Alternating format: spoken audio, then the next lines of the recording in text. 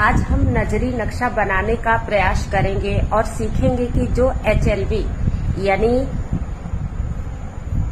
HLB जो HLB हमें मिली है या मिलेगी, HLB यानी हाउस लिस्टिंग ब्लॉक, यानी जो हाउस लिस्टिंग यानी मकान की लिस्टिंग गणना करने का जो ब्लॉक मिलेगा, यानी जो एरिया हमको मिलेगा जिसके अंतर्गत हम मकान की गणना करेंगे, तो उसको कैसे बनाए पहले उसको सीखेंगे। तो मान लीजिए कि आपको जो HLB मिली हुई है, आपको जो HLB मिलेगा तो उसका मैप कुछ इस तरह का है। इस तरह का कुछ मैंने पहले भी बताई थी कि मैप का आकार कुछ भी हो सकता है। तो मान लीजिए ये आकार आपको मिली हुई है, तो पहले क्या करेंगे कि इसका हम सीमा, जैसे मैंने उस दिन बताई कि हमें सीमा का रेखांकित इस तरह से करना है। ब्लॉक की जो सीमा होगी वो इस रेखा से अंकित करेंगे। तो हम पहले इस ब्लॉक के किनारे पर, सभी किनारे पर सीमा का रेखांकन कर लेंगे। तो इस तरह से हमने अपने HLB का एक सीमा बना दिया है। अब इसी सीमा के बीचों बीच में जो मकान आएंगे, जिनकी संख्या लगभग 150 हो सकती है, उनमें कुछ कच्चे घर, कुछ पक्के घर रहेंगे और कुछ आवासीय रहेंगे, कुछ गैर आवासीय रहेंगे। इन्हीं मकानों की गणना प्रत्येक प्रगणक को करनी है। लेकिन हम चूंकि नजरी नक्शा बनाने जा रहे हैं, इसलिए हम इसमें उन चीजों को भी दर्शाएंगे जिनका विवरण हमें मकान गणना में नहीं दर्ज करनी है, जैसे सड़कें हो गई और कुछ धार्मिक चीजें और जो भी है ये संकेत है, इनका गणना नहीं करना है। लेकिन क्योंकि नक्शा बना रहे इसलिए इनका विवरण हम इसमें दिखाएंगे, तभी एक नक्शा पूर्ण रूप से तैयार होगा। और HLB बनाने के बाद, सीमा बनाने के बाद पहले हम देखेंगे कि इस HLB में कहाँ मुख्य सड़क गई है, यानी कच्ची सड़कें कहाँ से कहाँ तक गई है और पक्की सड़कें कहाँ से कहाँ तक गई है। पहले हम सड़क को इसमें दर्शाएंगे। तो चलिए दर्शाते हैं। मान लीजिए हमारे HLB के किसी एक तरफ कोई GT रोड ही गई हो, तो GT रोड के ठीक बगल से कोई तो पक्की या कच्ची सड़क हमारे HLB में गई होगी। तो मान लीजिए इधर एक GT रोड गई है और यहाँ से एक पक्की सड़क हम की शुरुआत करेंगे, हो सकता हो ऐसा। तो एक पक्की सड़क की शुरुआत करेंगे, वो कहाँ से लेकर कहाँ तक गई है, तो इसको हम बनाते।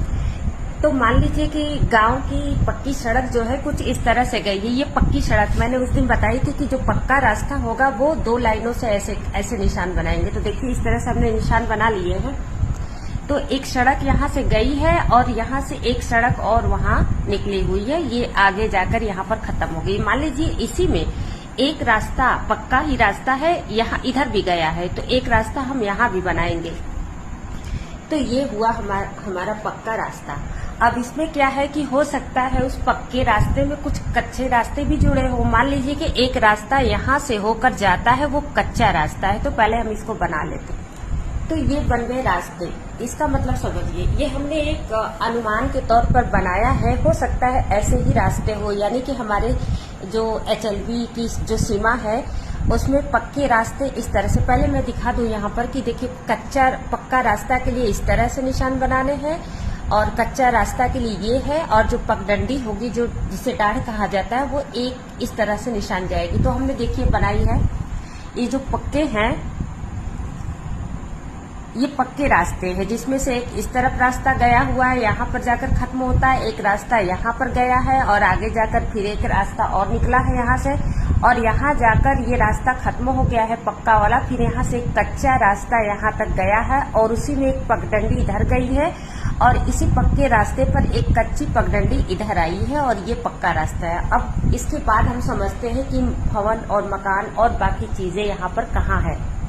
तो हो सकता है आपके HLB में ये जो GT रोड के बगल से जो हमारे HLB यानी गांव की सड़क गई है, उसके ये गांव की शुरुआत में हो सकता है कोई मंदिर हो। तो यहाँ पर एक मंदिर है, मान लीजिए एक मंदिर है, तो यहाँ सबसे पहले हम मंदिर ही बना लेते हैं। एक मंदिर है और मंदिर के बगल में ज्यादातर जैसे रहता है एक तालाब है, तो पहले हम एक मंदिर और तालाब को यहाँ दर्शा देते हैं। तो इस तरह से हमने एक पक्के रास्ते पर एक मंदिर बना दी है, यानी यहाँ पर मंदिर है और उसके बगल में तालाब है और मंदिर के बगल में ही एक हैंडपंप लगी हुई है। जैसा कि यहाँ पर हैंडपंप को ऐसे दर्शाना था और मंदिर को इस तरह से और तालाब को इस तरह से, तो मैंने बिल्कुल अपने HLB में इस तरह से मंदिर और हैंडपंप और तालाब को दर्शा दिया। क्योंकि प्रत्येक गांव में प्राइमरी स्कूल होता भी है और हो सकता है हमारे HLB में भी एक प्राथमिक स्कूल पढ़ रहा हो, तो हम स्कूल को मान लीजिए ये पक्के सड़क पर कुछ यहाँ दिखाएंगे कि हमारे HLB में एक स्कूल भी है, यहाँ पर स्कूल है और उसके बगल में पंचायत भवन है। तो पंचायत भवन यानी स्कूल का ये और पंचायत भवन इस तरह से हम यहाँ पर दर्शाएंगे। तो इस तरह से हमने स्कूल और पंचायत भवन को भी दर्शा दिया है। जरूरी नहीं आपके HLB में मंदिर यहाँ भी हो सकती है और स्कूल ये कहीं भी हो सकते हैं, लेकिन मैंने यहाँ दिखाई है उदाहरण के तौर पर। और जैसा कि अब हो सकता है हमारे HLB में एक सार्वजनिक शौचालय भी हो, तो हम उसको भी गांव के कहीं बीचों बीच यहाँ पर दिखा देते हैं। तो इस तरह से मुख्य स्मारक या मुख्य जो स्थान है हमने पहले दर्शा दिए हैं। तो ये रहा मंदिर, तालाब और यहाँ पर एक मस्जिद है। मस्जिद के बगल में ज्यादातर कुआं होते हैं, तो यहाँ मैंने कुआं दिखा दी है। और एक यहाँ पर है PG लिखा है यानी प्ले ग्राउंड, खेल का मैदान है। हालांकि इसमें खेल का मैदान नहीं दिखाया गया, लेकिन है तो हम खुद से ही दर्शा देंगे।